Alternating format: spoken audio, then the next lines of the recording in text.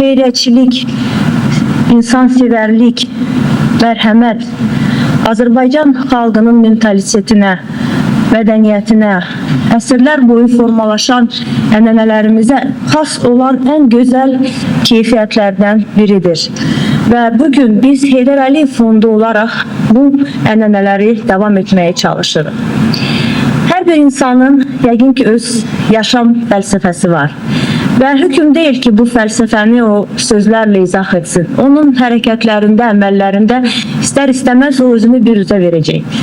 Bizim fondumuzun da belə bir fəlsəfəsi var və bu fəlsəfənin əsasında çox sadə bir ideya, çox sadə bir əməl durur.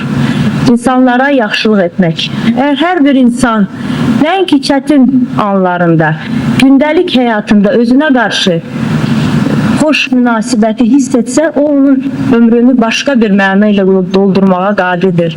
Və mən inanıram ki, xoş əməllərlə dünyada çox şeyi yaxşılığa doğru dəyişdirmək mümkündür.